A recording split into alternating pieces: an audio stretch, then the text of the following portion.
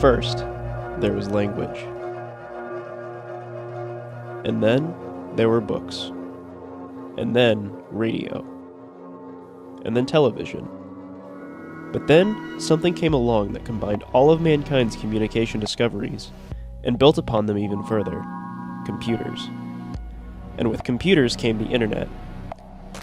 Arguably one of the greatest marvels of the 20th century, its ability to connect people across the globe with one another could not even be conceived as a pipe dream up until it actually happened. But, as a famous superhero was once told, with great power comes great responsibility. But some people don't have any.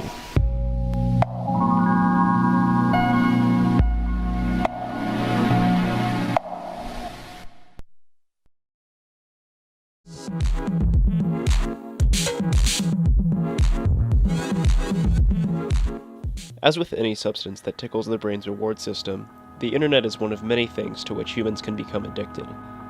Those who say they suffer from internet addiction share many symptoms with other types of addicts. The pleasure centers of the brain light up when introduced to the stimulus.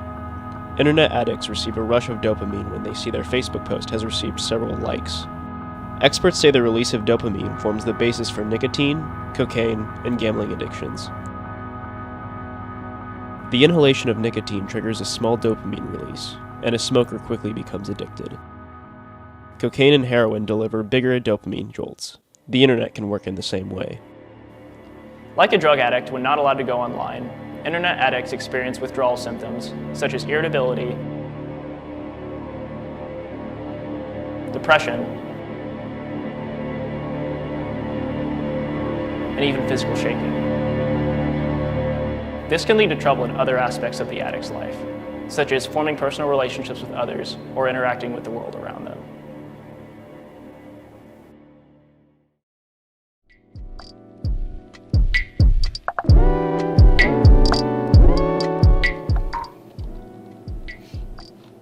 Internet addiction is a serious problem that we need to be mindful of because it has a great potential to tear apart our human relationships. Since the internet is so ingrained in our daily lives, I think it would be fair to assume that most of you have experienced some kind of issue with it at one point or another.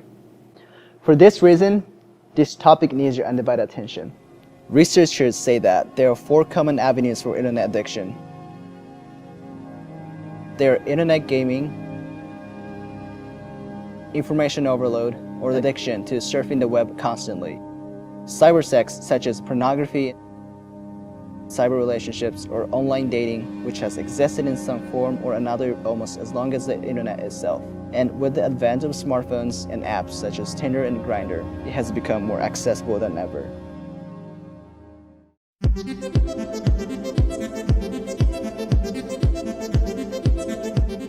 The University of Maryland asked 200 students to give up all media for 24 hours and the whole world burst into flames. Just kidding, but this criminal-like project took their sanity and ability to function. I mean, if someone said to you, "I'm addicted to the internet," you would think nothing of it. But in fact, it does manufacture a sour combination of isolation, poor performance from students and workers, and virtual distance. Virtual distance is the feeling that you are far from someone, even if you are relatively close. The complication with that is creating a wall of isolation, basically a you versus them dynamic. This unspoken issue speaks volumes when we lose healthy interaction with people around us. 51% of teens would rather talk to others digitally than in person, including our friends. When those teens are thrown into the real world, practicing common conversation becomes something difficult. We get it. Internet addiction is bad, but is there really a tangible way to fix something as massive as this?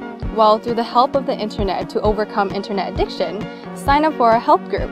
Having leaders being aware and us having humility can produce policies and shift our value and shine light to this increasing matter.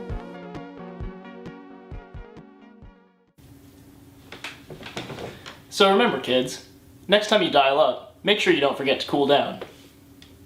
Thanks for watching.